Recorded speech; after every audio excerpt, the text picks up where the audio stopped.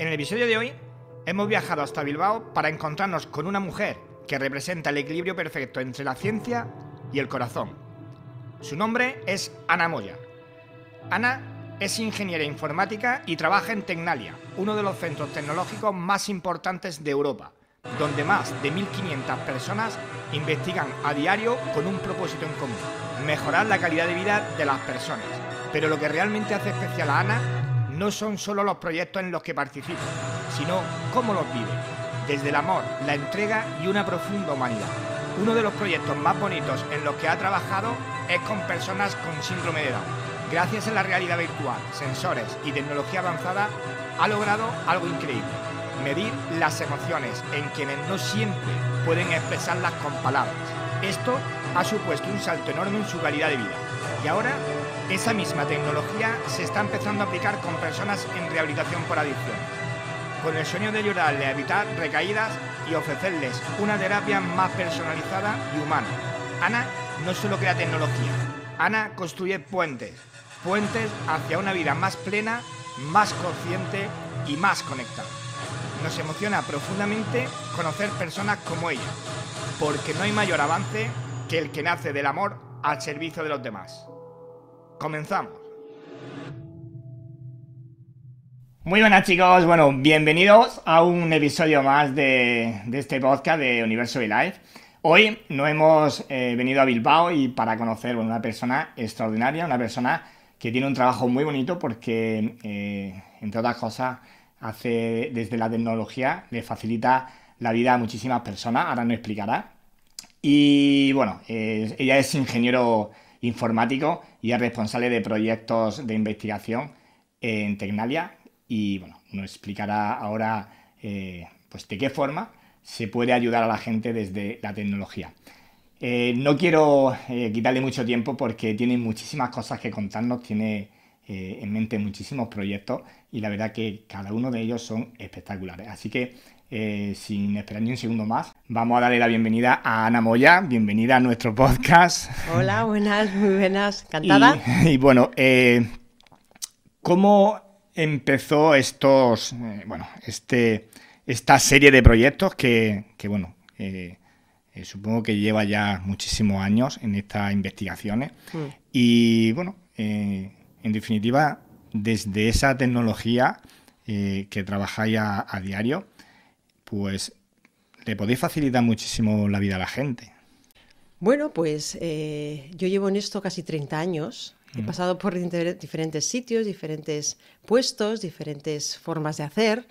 Y bueno, hasta que estoy en Tecnalia, que es un centro tecnológico de investigación. ¿Qué significa esto? Que al final hacemos proyectos, investigamos nuevas formas de hacer, en este caso con tecnología, pues nuevos servicios, productos que faciliten la vida de las personas en particular y de la sociedad en general, lógicamente. Y todo ello con tecnología, lógicamente. A ver, Tecnalia es un centro de investigación. Son proyectos que llevamos a cabo con diferentes socios a nivel europeo, a nivel nacional, a nivel regional. Estamos situados en el País Vasco, en las 3 provincias vascas, pero también tenemos ubicaciones en el resto del territorio español. A su vez también en el resto de países europeos también tenemos diferentes oficinas, de tal manera que tenemos conexiones con casi todo el mundo. De tal manera que nos arropamos siempre con los mejores socios, con los cuales trabajar, con los cuales aprender y llevar a cabo proyectos de investigación que finalmente aborden necesidades y den soluciones a las personas. Y bueno, pues en ello estoy. Claro, he pasado por diferentes fases, ¿no? en Tecnalia, diferentes formas de hacer. Y de verdad que lo que más a mí me gusta es que los proyectos de investigación al final lleguen a las personas, porque muchos de ellos son como más etéreos, ¿no? Pues son en términos de construcción, cómo hacer nuevos materiales que permitan construir los edificios de otra manera o que permitan tener materiales que se amolden mejor a la estructura o al suelo, o cómo abordar nuevas energías sostenibles o cómo abordar, bueno, pues qué sé yo. Tecnalia es tan amplio, somos 1.500 personas, entonces damos una oferta de valor enorme, porque date cuenta que es que en 1.500 las formas de hacer, las formas de investigar, los diferentes sectores a los que acometer, a los que ir, pues es inmenso. Y tenemos esa peculiaridad que somos capaces de dar una oferta de valor completa en el sector en el que queramos, incluso en salud, que también eso va muy alineado con las personas, ¿no? En nuestro caso, por ejemplo, yo empecé eh, en otro sector, pero a mí me gustaba mucho la parte de los sistemas, cómo interaccionan las personas con los sistemas, porque aquí tenemos sistemas inteligentes, cada vez más, además, la fábrica del futuro, sistemas que sensórica, en todos los sistemas tenemos un montón de datos de los sistemas y analizamos los datos de cómo se comportan los sistemas, las en fábrica, los sistemas de producción, sistemas inteligentes. Pero claro, al final es la persona la que también está interactuando con los sistemas, ¿no? ¿Y dónde queda esa persona, de alguna manera, ¿no? La persona la tenemos un poquito, pues, desligada de todo, pero es la persona la que al final, pues, da el botón, ¿no? Quizás dé un botón o dé una manivela o supervise, ¿no? Cómo está un sistema productivo. Entonces, pues a mí me gusta más esa parte de cómo la persona se siente o cómo la persona se ve en frente de un sistema inteligente, ¿no? Y para mí es importante. Entonces, empezamos a abordar ese término porque vimos que por qué no podemos conocer cómo se encuentran las personas cuando interactúan con diferentes elementos. Y si sabemos cómo se siente la persona, pues podemos ver y abordar que el sistema inteligente pueda acomodarse a la persona y no la persona al sistema. Entonces, en términos, cuando hablamos de cómo se siente la persona, no solamente hablamos de emociones, que también, sino incluso pues, lo que nosotros llamamos factores humanos, que es todo lo que tiene que ver con la interacción con los sistemas. Yo me puedo sentir, por ejemplo, frustrada ante un sistema con el cual estoy interactuando, o me puedo sentir con una carga cognitiva tal que no doy con la tecla con la cual tengo que dar, o me puedo sentir confiada o desconfiada con lo que estoy trabajando, pues puede ser un brazo robótico, imagínate. Entonces, el hecho de conocer cómo está esa persona, pues es muy importante, porque si yo conozco o los sistemas conocen cómo está esa persona, yo le puedo lanzar una alerta al sistema para que ese sistema se comporte de otra manera, para que las personas se sientan mejor. Entonces, desde ese punto de vista ya tenemos mucha más información, ¿no? Cuando hablas de sistema, para que la gente Sí. nos comprenda, ¿a qué te refieres? ¿Qué es un Pueden ser sistema? muchas cosas. Puede ser un brazo robótico. Imagínate, ahora cada vez más se está hablando de trabajo colaborativo con robots, ¿no? Hablamos de robots, brazos robóticos, por ejemplo, que son pequeños, porque un brazo robótico grande está en jaulas que se actúa autónomo, ¿no? Pero un brazo robótico pequeño en el que el brazo te hace una cosa y el operario está haciendo otra cosa, están trabajando de forma colaborativa. Entonces, imagínate tú que eso es un sistema inteligente, que él hace cosas, pero tú dependes y él depende de ti, de lo que tú hagas. Imagínate que el brazo robótico de repente empieza a aumentar la velocidad de lo que está haciendo y la persona no le da tiempo a hacer lo que tiene que hacer porque el brazo está aumentando la velocidad.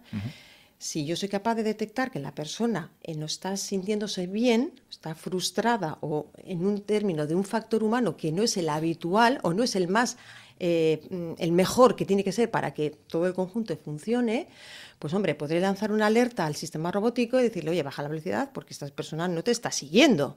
Entonces, de tal manera que el brazo robótico baje la velocidad. Eso es un sistema, pero puede ser cualquier otro sistema. Imagínate que es un sistema en el cual yo le estoy interactuando con una máquina que hace, pues yo qué sé, está haciendo una pieza metálica y puedo interactuar con esa máquina en lugar de la botonera, que suele ser más complejo, por voz. Es un sistema también de interacción por voz para, pues eso, actuar con la máquina y que la máquina me entienda, y es mucho más natural para la persona actuar de esa manera y que la máquina me entienda, lógicamente. Entonces, cualquier sistema puede ser lo que queramos. ¿Qué ocurre? Que ese fue el comienzo del laboratorio en el cual yo estoy trabajando ahora. Es el laboratorio de factores humanos y experiencia de usuario, con el cual lo que hacemos es precisamente detectar y saber y conocer a través de diferentes elementos que me dan información a mí de la persona, como puede ser sus señales del cerebro, porque nosotros cuando percibimos un estímulo, nuestro cuerpo reacciona. El estímulo puede ser del mundo real o del mundo virtual. Yo te puedo poner unas gafas de realidad virtual y tú estás viviendo una experiencia.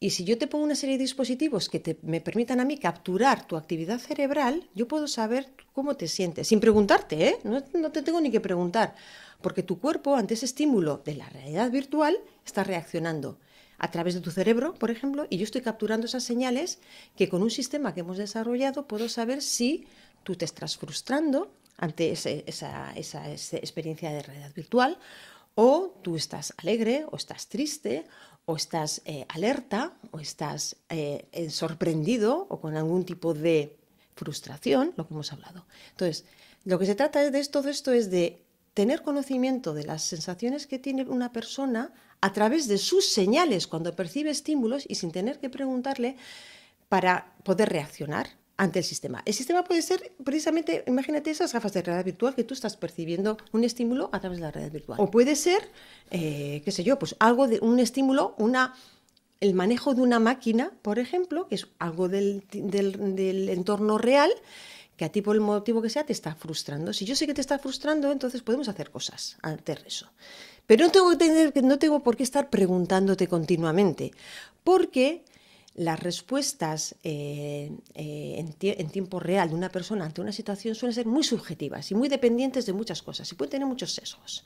Pero tus señales, las que tu cuerpo reacciona ante el estímulo, esas no hay trampa ni cartón. Esas son tus señales que están dando pie a darle información sobre cómo tú te sientes.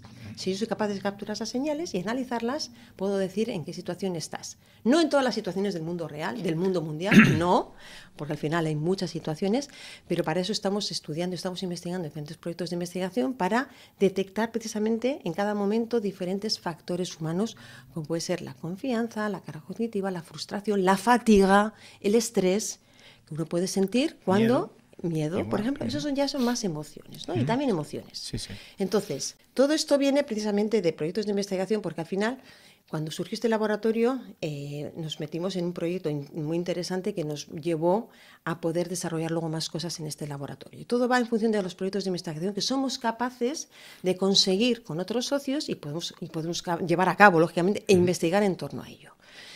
Y de ahí ha derivado más cosas en los cuales nosotros ahora hacemos investigación y proyectos de investigación que no tienen tanto que ver quizás con la interacción con sistemas inteligentes, como hemos hablado antes, pero sí con detectar las emociones, por ejemplo, o las sensaciones que tiene una persona ante un estímulo, que precisamente esa persona no es capaz de, por ejemplo, verbalizar, por el motivo que sea, o bien porque no sabe, o bien porque no es capaz, o bien porque no lo conoce. Y nosotros, pues a través de esas señales que somos capaces de recoger, podemos dar información sobre algo que una persona no es capaz de verbalizar. Por ejemplo, hemos estado en un proyecto que no tiene nada que ver con lo que te he contado ahora, pero sí con la esencia de todo esto, que nosotros no teníamos ni siquiera al principio pensábamos que podíamos ir hacia ese lado en el laboratorio, porque aquí en lo que es en la zona del País Vasco es todo muy industrial, ¿no? Antes era industrial y ahora sigue estando un poquito también alineado con la parte industrial porque nos viene de atrás. Y todo tiene que ver con operarios, líneas de producción, interacción con sistemas, máquinas de producción. Entonces, y precisamente lo enfocamos en esa línea del laboratorio. Pues muy bien alineado con cómo se siente un operario cuando interactúa con un sistema inteligente productivo de máquina, ¿vale? Pero claro, a raíz de eso nos surgió un proyecto muy interesante que bueno, nos llamó una persona que era el responsable de una galería de arte y nos dijo que le gustaría saber cómo, de forma objetiva, qué sienten las personas cuando visualizan una experiencia de realidad virtual de los cuadros de una experiencia en 3D que habían creado ellos, una empresa para ellos, sobre la galería de arte. Tenemos un artista y un artista que hace un tipo de cuadro muy específico, centrado muy mucho en la mujer y fomentando y ensalzando mucho pues, la capacidad que tiene la mujer de pues, superar obstáculos en la vida. Pues tiene de forma muy sutil y muy bonita, muy sutil y es verdad, porque es su forma de trasladar su propia vida, su propia experiencia. Y ellos habían hecho una experiencia en 3D que, para ponerte con las gafas de realidad virtual, en el que esos cuadros cobran vida y te cuenta una historia muy bonita en torno a la mujer y de pues, esa superación de obstáculos, ¿no? en su vida. Y bueno, pues la gente, pues lo que esa experiencia era visualizada por un montón de personas y todo el mundo a los que veían y a los que luego les preguntaban, les decían, ¿qué te ha parecido? Y todos, pues, me ha encantado. Todo el mundo decía, me gusta, me encanta, qué bonito, qué delicado, qué... Pero ellos, el responsable me decía, pero yo quiero saber un poco más, porque las respuestas que me dan son subjetivas, lógicamente, y yo sé que no me están mintiendo, pero quiero poner datos a todo esto, datos más objetivos de lo que sienten estas personas, ¿no? Cuando ven esa experiencia, ese estímulo, ¿no? Y con ello, pues vemos a ver si podemos hacer de esa forma más objetiva y recoger esos datos, a ver qué salía de ahí. Entonces, lo que hicimos fue, tenemos una diadema, tenemos las gafas de realidad virtual y una diadema que se incorpora a las gafas y te recoge la actividad cerebral. Y luego tenemos un anillo que se pone en estos dos dedos, te coge ritmo cardíaco y la respuesta galvánica de la piel, que es como un poquito, diríamos, como la piel de gallina, ¿no? Sí. Claro, nuestro cuerpo, aunque es muchas veces es imperceptible, ¿eh? Pero esos dispositivos son capaces de detectar una serie de cosas, una serie de señales que en su conjunto nosotros las recogemos. En este caso, mientras visualizaban esa experiencia. Era una experiencia de 4 minutos. Pasaron por esa experiencia 60 personas, viendo la misma experiencia todos, mientras nosotros capturamos toda la información, un montón de información durante 4 minutos imaginaos, la diadema tiene 12 sensores secos, ¿vale? Que te recogen 12 señales de tu cerebro, mientras estás visualizando eso. Y, bueno, pues pasaron esas 60 personas con todo ese conjunto de datos que teníamos y analizamos esos datos. Nosotros tenemos un algoritmo desarrollado que analizamos esos datos para que, en base a una serie de parámetros y de features que nosotros llamamos, somos capaces de determinar lo que nosotros llamamos valencia, arousal y dominancia, ¿vale? Que esos son los 3 parámetros que luego podemos determinar las 8 emociones básicas de Plutchik. Plutchik era un señor que determinó 8 emociones, las básicas. Las básicas son 8, que luego también él extrapoló un poquito más. Si diríamos que la emoción es más intensa, derivan en otras emociones, y si son menos intensas, derivan en otras emociones. 8 más. Pero hay 8 emociones básicas, que esas son como las básicas que todos tenemos, y que en función de esos 3 datos de la valencia, la arousal y la dominancia, nosotros somos capaces de determinar esas emociones. Las 8 emociones básicas de Plutchik son alegría, tristeza, ira, aversión, anticipación, sorpresa y miedo.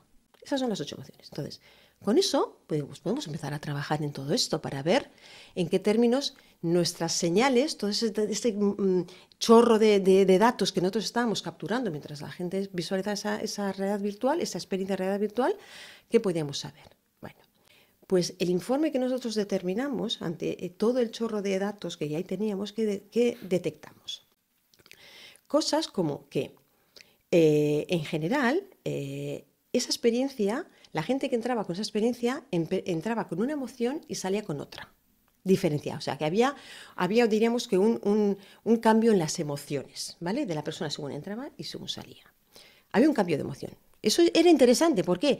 Porque a él, al responsable de esta galería le importaba ver si efectivamente el arte despierta emociones. Y efectivamente despierta ciertas emociones porque la gente entraba con una emoción y salía con otra. O sea, que me está diciendo que medís las emociones. Exacto, en base a esos 3 elementos que te he dicho, valencia, arousal y dominancia, que nos vienen de ese chorro de datos que nosotros medimos con el dispositivo que ponemos, que mide la actividad cerebral, y el dispositivo que tenemos en la mano, que es el ritmo cardíaco y la respuesta galvánica de la piel. Con esos datos somos capaces de hacer todo eso. ¿Qué detectamos ahí? Por ejemplo, cosas que salieron que nadie verbalizó en su momento fue que el género, porque también segmentamos por género, masculino y femenino, ¿vale? Por ver si te gustaba más información, simplemente por eso. Lo que vimos fue que en el género femenino la emoción que más sobresalía era la alegría muy empática. Claro, se veían muchas veces reflejadas en el personaje principal de esa experiencia, que era la mujer. Claro. Y bueno, pues sí, y se veían muy reflejadas y surgía esa alegría con una empatía, con una cierta melancolía incluso, ¿vale? Pues porque depende también de tu bagaje emocional con el que vayas a la experiencia. Claro. Imagínate si tú vas en términos de que, pues bueno, has tenido una noticia triste hace poco, pues bueno, te ponen que está relacionada con el hilo conductor de esa experiencia, pues te va a una melancolía, una nostalgia o incluso una tristeza mayor. Y lo que nos llamó mucho la atención fue que en el género masculino había cierta alerta ante esa situación. Salía ciertos temas muy recurrentes en alerta. Claro, alerta en esto, si era una experiencia 3D que no suscitaba ningún tipo de alerta, Pero todo lo en el contrario. género masculino, ¿no? Claro. Siempre en hombre. Claro, ¿qué pasa? Lo pudimos un poquito justificar y relacionar porque, a ver, lógicamente había una exaltación de la mujer y del poder de la mujer ante los obstáculos. Yo creo que todavía en el género masculino hay cierta reticencia un poquito a que la mujer pues tenga ese poder, empoderamiento, ¿no? Entonces salían elementos de alerta, cosa que nos llamó la atención y en ningún caso ningún hombre verbalizó absolutamente nada de eso. Entonces, ahí pudimos ver que efectivamente las datos, las señales nos están dando información, ¿no? Y muchas más cosas también, ¿no? En términos generales, alegrías, también melancolía, también en muchos aspectos, el bagaje con el que uno venga también pues influye, ¿no? A la hora de luego visualizar eso y las señales que tú das. Bien, pues a partir de ahí hemos visto que el tema de las emociones pues tiene mucho que decir en todo esto. ¿Por qué? Porque hay, pues bueno, pues muchas personas que no saben verbalizar las emociones, por el motivo que sea. Estamos ahora en un proyecto, recientemente hemos hecho un proyecto con el colectivo de síndrome de Down. Ese colectivo son unas personas maravillosas. Te dan lección de vida en todo momento, porque son personas que no ven nada negativo, todo es precioso, todo es maravilloso. Fuimos con ellos, primero hicimos, claro, lo que pretendíamos, lo que nos decían los profesionales que trabajan con los de síndrome de Down, con las personas con síndrome de Down, es que a veces les cuesta salir de los imprevistos. O sea, si ellos tienen un imprevisto ellos son muy buenos a la hora de tener una disciplina de algo, ¿no? Se la memorizan, se la aprenden y ya. Y lo hacen. Perfectamente. Pero como les surja un imprevisto, se bloquean. Imagínate, yo tengo un compañero que a través de mi compañero fue como surgió este proyecto. Él tiene un hijo con síndrome de Down y él va todos los días a la Fundación Síndrome de Down en Bilbao allí a estar y les enseñan absolutamente todo, sobre todo también con una idea de autonomía. Entonces, él me comentaba este compañero, es que el otro día, por ejemplo, fuimos a la fundación y tenemos que coger un ascensor y pues él sabe que tiene que coger el ascensor, coge el ascensor, le dio al botón para subir al piso que él sabe dónde tiene que ir, pero el ascensor no se movió. El ascensor cerró las puertas, él puso el botón, no se movió y abrió las puertas y el niño pues salió. Claro. Y se vio que no estaba donde estaba y no sabía qué hacer.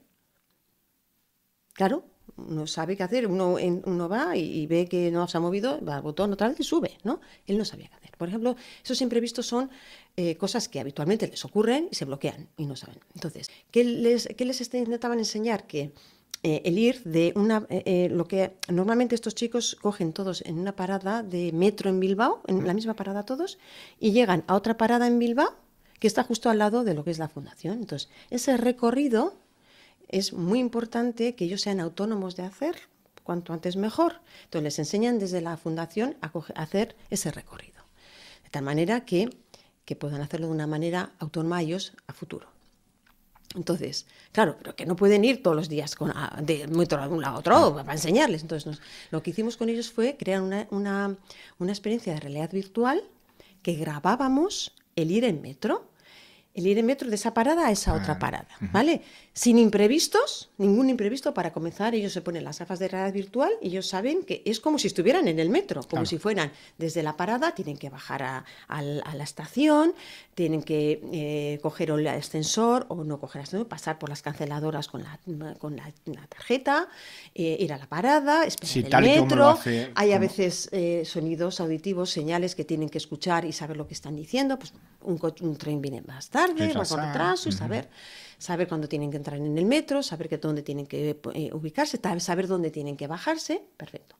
Entonces, se ponen las gafas de realidad. Lo bueno es que no tienen que estar allí. Claro. Y en un entorno controlado, los profesionales se lo pueden poner y pueden aprender ese recorrido. En todo momento, en esas grabaciones que hicimos en realidad virtual, hay una persona de referencia que ellos saben que tienen que seguirle a esa persona. Tú sigas a la persona que tiene el jersey naranja. Ajá. Y esa persona les está explicando en todo momento cómo ir. Todas las explicaciones que les diera un profesional como si estuviera allí. Eso es. En el mismo metro.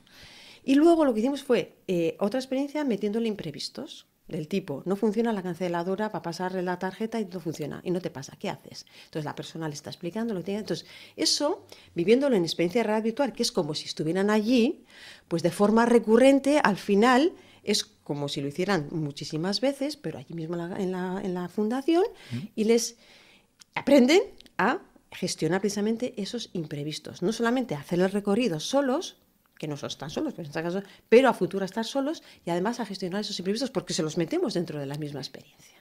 Pues me parece, bueno, precioso ese proyecto y bueno, además de darles ayuda a esa comunidad de síndrome de Down. Y no sé si además de ese proyecto con esta comunidad, ¿tienes algo más con ello? O... Sí, mira, a raíz de esto, los profesionales que trabajan con ellos nos comentaron que, claro, el tema de emociones, pues ellos no te lo verbalizan. Para ellos todo es fabuloso, todo es maravilloso, pero claro, no siempre es así, pero es que no te lo dicen. Claro. Entonces, porque lo que es la fundación lo que hacen es no solamente formarles y trabajar con ellos mucho la autonomía, sino también el poder prepararles para optar a un puesto de trabajo y ser independientes en ese aspecto. Y claro, lo que nos decían es que las entrevistas laborales para ellos es un mundo. Se bloquean, se estresan mucho, pero es que no te lo dicen. Entonces, claro, ellos dicen, nosotros trabajamos cómo abordar una entrevista laboral y sabemos que les estresa mucho, mucho, y les puede bloquear muchísimo. Entonces, nos decían que a ver si podíamos con ellos trabajar en algún aspecto, pues para poder ver en qué partes, porque claro, cada persona es un mundo, entonces cada persona se bloquea en un punto, cada persona le molesta algo, o le estresa algo más, o le estresa una cosa menos, una situación más, una situación menos, y saber con cada persona, ver en qué punto es donde peor se encuentra, para poder trabajarlo y poder luego abordar una entrevista laboral pues, de forma sana para esa persona. Claro. Y bueno, pues hemos presentado un proyecto, y espero que salga, para precisamente en entorno virtual simular entrevistas laborales como si la persona fuera el entrevistado y alguien le está entrevistando y además ponerle los dispositivos para que... porque la persona va a parecer que le están entrevistando, porque claro, va a estar dentro de ese entorno virtual e intentar detectar en qué situaciones se puede poner peor esa persona para luego, precisamente, pues los profesionales luego ya saben cómo trabajar con ellos, pero saber exactamente en dónde, porque ellos no te lo dicen. Ellos, como no te lo dicen, pues nunca. Entonces, muchas veces los profesionales al final, porque conocen a los chicos y las chicas que van allí, los conocen mucho, y bueno, pues pueden ver en algún momento, bueno, pues es que yo creo que es por aquí, yo creo que es por aquí, pero ese creo que, pues a veces sí, a veces no. Entonces, con este tipo de tecnología, podemos llegar a saber más sobre cómo se encuentra la persona de forma objetiva. Claro, esto hay un pequeño gran hándicap aquí, y es que los algoritmos que están por detrás trabajando con esas señales en bruto que recogemos y luego las transformamos en emociones, esos algoritmos están entrenados, claro, al final son muchos datos que tú los entrenas, ¿vale? Entrenas para que al final ese algoritmo sepa decir lo que es cuando vienen nuevos datos. Pues están entrenados con datos con personas normotípicas, que se llaman ahora. Normotípicas quiere decir pues, personas, por ejemplo, que no tienen un síndrome de Down ni una discapacidad intelectual, personas normotípicas, ¿vale? O normodivergentes, también se les dice, ¿no? Entonces, claro, ¿qué ocurre? Que si, por lo que sea, el colectivo de síndrome de Down, las señales son diferentes a las personas normotípicas, quizás los algoritmos nos estén mintiendo. Quizás los algoritmos nos estén dando información que no es real. ¿Por qué? Porque si yo mi sensor que está aquí, mi algoritmo ha medido que mide A, sin embargo, en una persona con síndrome de Down, el sensor que está aquí no está midiendo A, está midiendo B, porque su estructura cognitiva es distinta, pues nuestros algoritmos no nos están dando la información correctamente. Entonces, pero esto tiene solución, ¿eh? Esto tiene toda la solución del mundo. Quiere decir que lo que tendríamos que hacer es entrenar de nuevo los algoritmos con datos de personas con síndrome de Down y ya lo tendríamos solucionado de alguna manera. Pero primero es esa primera fase la que tenemos que hacer, porque claro, no lo sabemos. Claro. No lo sabemos. Entonces, puede ser que sirvan o no. Pero bueno, tenemos formas de luego actuar, ¿vale? Porque, bueno, pues porque la estructura cognitiva de personas con síndrome de Down yo creo que es parecida, porque al final el síndrome de Down, las personas con síndrome de Down tienen únicamente un cromosoma diferente, el 21, ya está. Pero bueno, tenemos que hacer diferentes tests para ver que efectivamente esto es así y corroborar las cosas bien para que tener un resultado validado y contrastado y que sea válido, claro, lógicamente.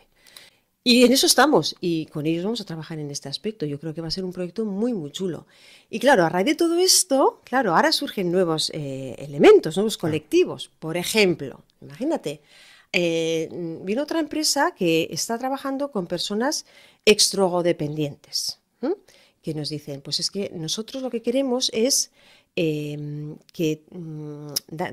ponerles en diferentes situaciones para que ellos creen un objetivo de vida y no caigan de nuevo en las drogas, tengan un objetivo, que no haya recaídas, entonces objetivo de vida quieren crear en ello. Entonces lo que ellos hacen actualmente es ponerles experiencias de realidad virtual que tengan un tipo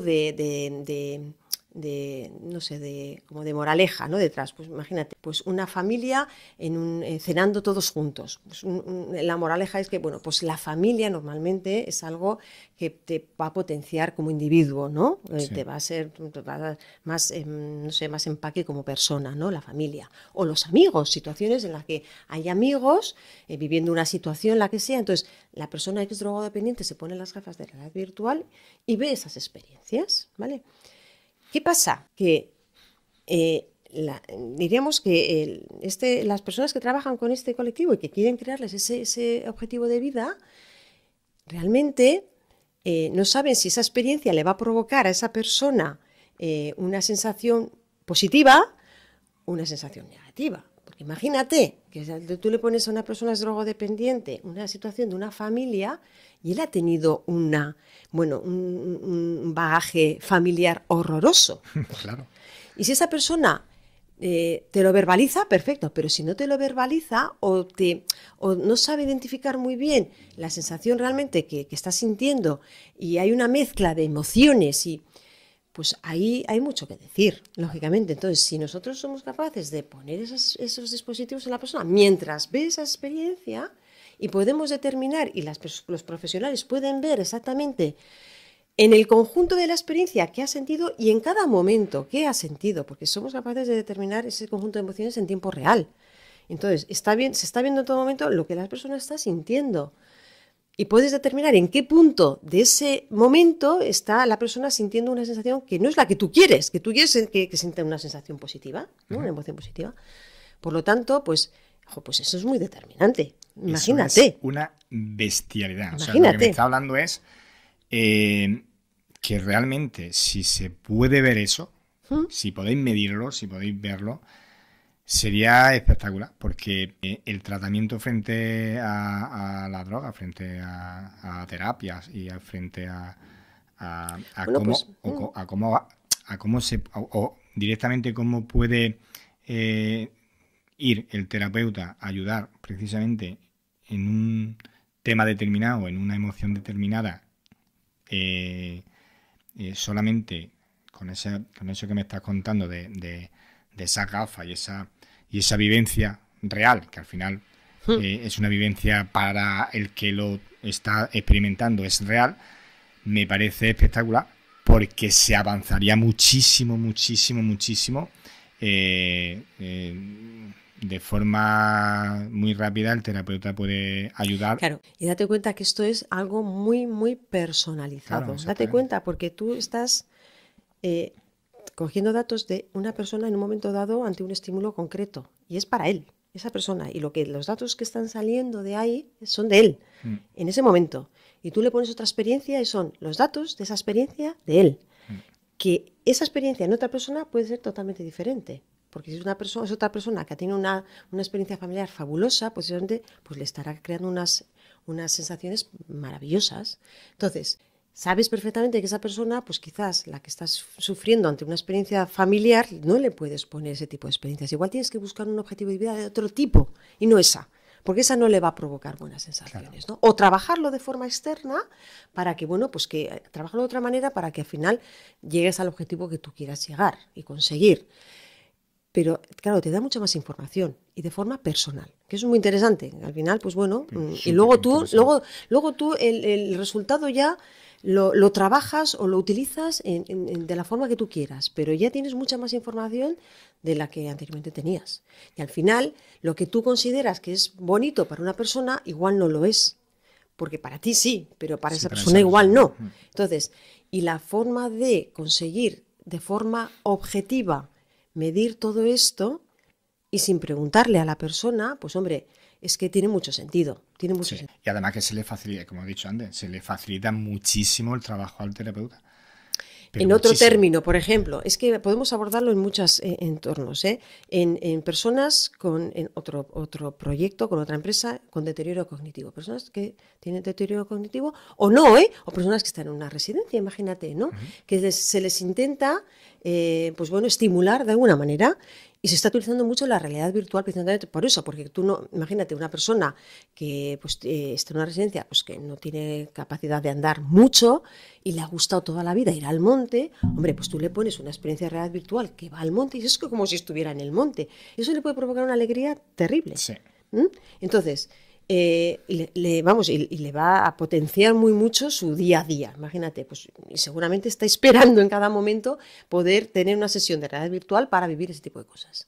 Pero claro, igual a otra persona no, una experiencia en el monte, pues vaya rollo, vaya aburrimiento, pues, y le provoca aburrimiento, y tú no quieres que la persona... Entonces, te da mucha información a la hora de a cada persona, trabajar con una persona muy concretamente lo que necesita en cada momento para, en este caso, con personas en una residencia, estimularles y que pues que tengan unas sensaciones positivas y no negativas, lógicamente. Eso entra directamente en el bienestar de esa persona. Exacto. Pero además se sabe ya, o sea que se sabe que la mente, aunque sea realidad virtual, lo vive como si fuera real. O sea, y eso está directamente relacionado con el bienestar de esa persona, claro, porque lo está viviendo, o sea, exacto, que lo vive. Exacto. Bueno. Entonces, bueno, en esa línea estamos trabajando mucho y nos ha venido un poquito, pues el comienzo no era pero nos ha venido derivado de, pues a partir del tema del arte, nos ha venido muy de lleno en diferentes conjuntos o colectivos de personas que, bueno, pues el saber determinar ese tipo de emociones, pues da mucha información sobre la situación de esa persona y luego cómo abordar esa situación, pues bueno, con esa información que te estoy dando, ¿no? Y bueno, en eso seguimos trabajando. Claro, como somos un centro tecnológico, tenemos que seguir investigando. Y claro, ¿qué estamos haciendo ahora en estos momentos? Además de seguir colaborando en este tipo de proyectos, lógicamente, es que, claro, al final los dispositivos que tenemos en el laboratorio son dispositivos que ponemos a la persona. Ya hemos hablado, ¿no?, de la diadema. Tenemos una diadema que se incorpora a las gafas de realidad virtual y una diadema que no tiene gafas de realidad virtual, es para cuando se perciben estímulos del mundo real. Y tú quieres valorar que ese estímulo, cómo le sienta a la persona, ¿vale? Es una diadema, se pone aquí, nada más. Y tú el estímulo viene del mundo real. Ya está. Imagínate, pues en la galería de arte que hemos hecho otro proyecto para ver las sensaciones y las emociones que provoca a una persona, no una experiencia real virtual, sino la propia obra en real, los cuadros en real de esa artista, ¿vale? Lo mismo, hemos hecho la misma experiencia, pero en este caso del mundo real. Hemos utilizado este tipo de dispositivo que se pone aquí en la cabeza y tiene también 12 sensores secos y se está recogiendo en todo momento la actividad cerebral mientras estás visualizando la obra en real. Claro, ¿qué nos pasa? Que estos dispositivos hay que ponerlos en la persona. Estamos avanzando ahora en ver qué información de dónde podemos extraer más información de la persona que no tengamos que ponerle en ella dispositivos. Por ejemplo, con cámaras nosotros podemos grabar la cara de la persona. La cara es el espejo del alma. Sí. La cara nos da mucha información de cómo te sientes y de cómo estás. Pues a través de la cara, con imagen facial, analizar la cara y ese sea un input para nuestro algoritmo para poder determinarlo una salida como la que hemos estado hablando, de emociones o de un factor humano como un estrés o como una fatiga o una carga cognitiva. No es solamente la cara, la pose también. Si tú puedes saber la pose de una persona que está de pie delante de una máquina, según cómo está la pose, o estás sentada delante de una máquina, según estás tú sentado, puedes también determinar cómo estás, si estás fatigado o no, o si estás fresco, ¿no? Sí, entonces la pose también nos da información. ¿Qué más nos da información? La voz. También, si tú interactúas con un sistema, la voz, el ritmo de tu voz, las pausas que tú hagas, ¿no? El tono de tu voz, también nos da mucha información. No solamente de cómo estés tú a nivel de estrés o fatiga, sino también de las propias emociones, ¿vale? Entonces estamos trabajando también en que, sin ponerle nada a la persona, sino con cámara solamente, y micro, poder determinar es tener señales que nos den información sobre cómo se siente esa persona. ¿Por qué? Porque en muchos sitios, en muchas circunstancias, no podemos ponerle a una persona una diadema. En un entorno industrial, que una persona ya lleva un casco, tú no le puedes poner la diadema y el casco porque no puedes, porque o por ejemplo en un entorno virtual no le puedes poner las gafas con el casco, porque no, son incompatibles. Entonces tenemos que avanzar, por eso somos centro de investigación, por eso, porque tenemos que avanzar en más cosas. Y si la tecnología está lo suficientemente madura, podemos, porque imagínate, ahora va a salir un casco que ya lleva el casco incorporado una diadema de este tipo. Claro, para eso tenemos que tener tecnología que nos permita abordar este tipo de cosas, si no, no podemos hacerlo. Entonces, como la tecnología avanza vamos, a lo loco, pues podemos ir avanzando en este tipo de cosas. Una cámara, eso es fácil, ¿no? La cámara al final de que te graba y demás, pues es fácil y lo podemos hacer. Pero claro, graba la cámara y luego todos esos datos incorpóralos en tu algoritmo para que al final digas, vale, con este tipo de gesto estamos viendo que esta persona está así o está asado, ¿no? O con la voz que estoy recogiendo está así o está asado, sin ponerle nada a la persona. Tiene muchísimo trabajo y yo supongo que eso será... Claro, eso es a años, bases. ¿no?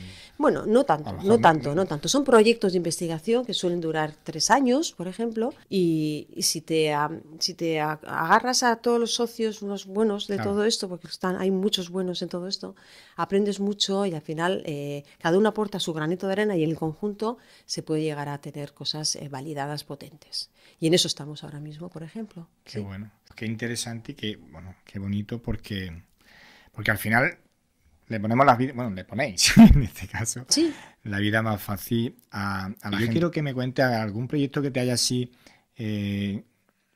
gustado o mucho o que te haya impactado a lo mejor por ese trabajo que ha tenido, que al final conseguir hacer algo, porque yo supongo que de los miles de proyectos que sacáis, de las miles de cosas que hacéis, de estudios, ¿hay alguno que te haya impactado, que te haya llamado la atención, que haya dicho, hostia, qué bueno que ha salido esto y qué bien que ha salido?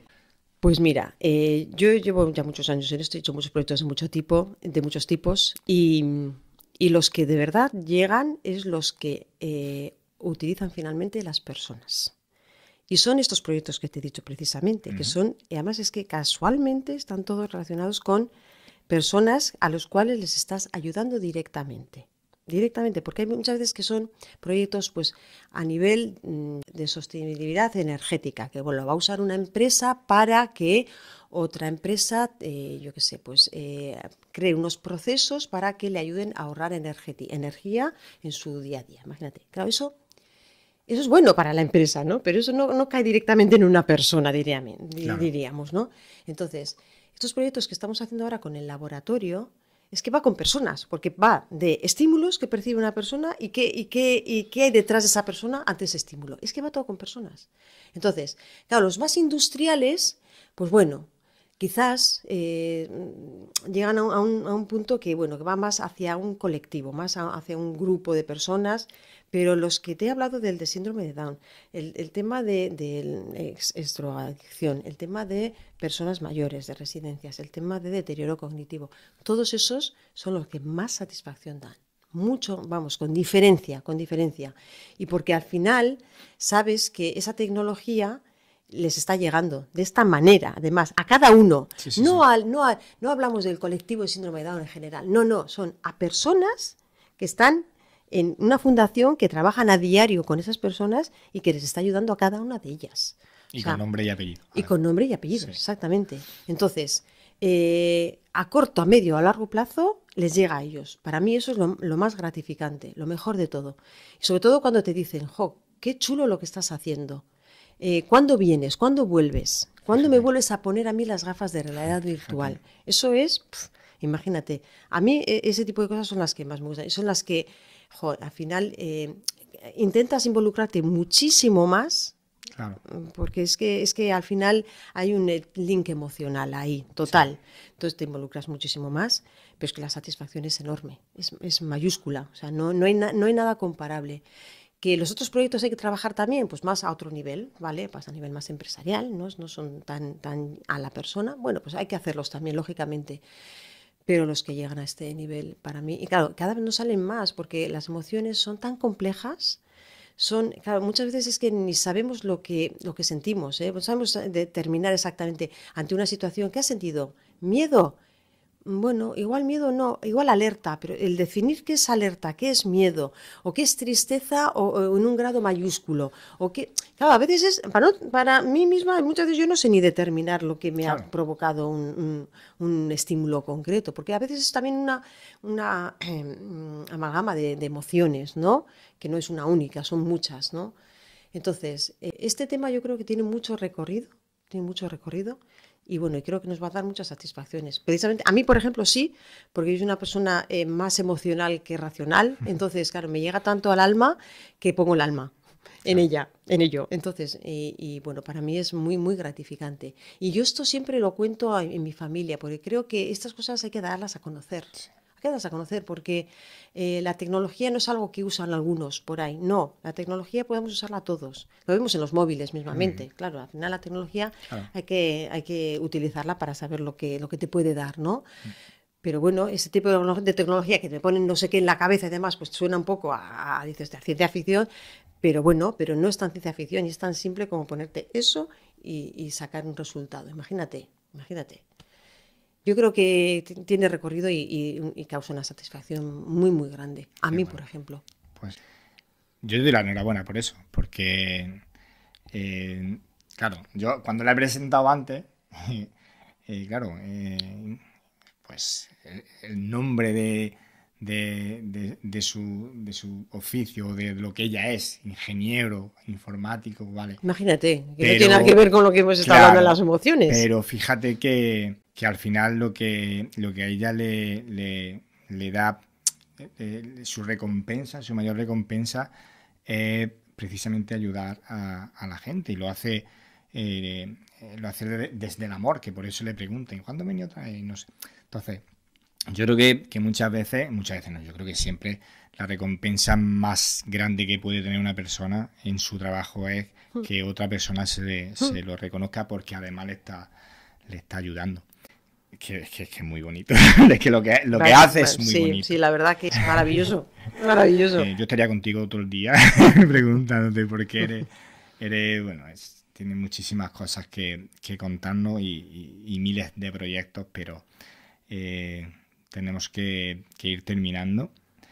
Y en el podcast solemos pedirle al invitado que nos hable o que nos diga o que nos aconseje algún libro que haya leído, que le haya impactado, que le haya dado o cambiado, o le haya hecho clic cuando lo leyó, que simplemente pues le haya surgido o haya marcado un antes y un después en su vida, porque bueno, queremos seguir bueno, pues animando a la lectura, porque queremos seguir bueno, pues haciendo hincapié en eso, y me gustaría que tú nos recomendaras algún libro, bueno, pues que haya formado parte de... Sí, pues mira, fue el primer libro, a ver, claro, yo soy ingeniero informático, esto todo viene del neuromarketing, ¿vale? Los dispositivos que empezamos a utilizar estaban diseñados para neuromarketing, es decir, para analizar al consumidor y tendencias de consumidor de compra, en temas de compra. Se llama Biology, de buy es comprar, Biology. Y ese libro yo lo leí porque, bueno, me interesaba qué había detrás de todo el tema de análisis de datos del consumidor, de cómo los dispositivos nos pueden dar información para ver por dónde va el consumidor, qué tendencias tiene y demás, de compra y demás. Y a mí fue el que me abrió un poquito los ojos en términos de que efectivamente está todo estudiado. ¿m? Y que los datos nos dan mucha información sobre el comportamiento de las personas y sobre cómo nos comportamos. En este caso era para compra, ¿vale? La tendencia de compra. Y cómo se usan diferentes dispositivos, porque claro, el dispositivo que más información te da del cerebro es una resonancia magnética. Los aparatos grandes que tienen los hospitales, que eso no es manejable en ningún aspecto, Claro. pero son los que más información te dan del cerebro, ¿vale? En estos casos utilizamos la diadema, que da información con esos sensores que hemos hablado, ¿no?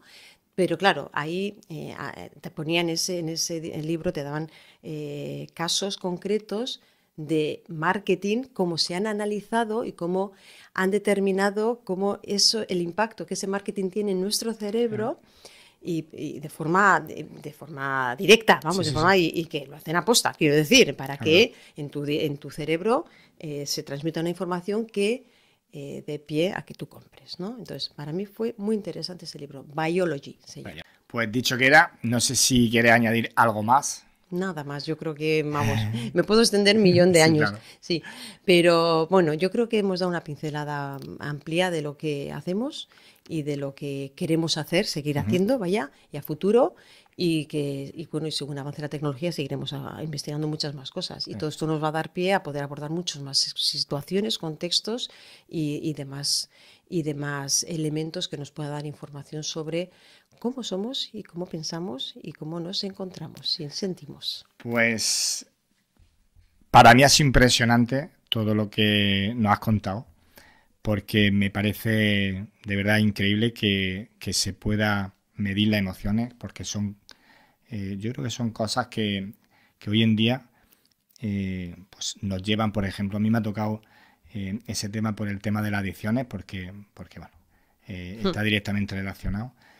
Y qué bueno que tengamos una herramienta más para que los terapeutas puedan trabajar más directamente y más personalizadamente con el adicto, con sus familiares, porque le va a hacer la vida muchísimo más fácil. Así que, bueno, muchísimas gracias por todo lo que nos has contado. Gracias por tu tiempo. Yo sé que estás siempre muy, muy atareada y bueno, Esto darte las es gracias, maravilloso. darte las gracias por el tiempo A que nos vosotros. has dedicado. A vosotros. Y a vosotros, bueno, pues recordaros siempre que estamos a vuestra disposición, animaros e invitaros a que sigáis suscribiéndolo en el canal, en este podcast, que como hoy Ana bueno, nos ha dado una lección de esos proyectos tan importantísimos y tan bonitos que tiene. Suscribiros al canal para que no os podáis perder ningún episodio que como ella son tan importantes y tan interesantes. Así que chicos, que tengáis un feliz día. Chao, chao.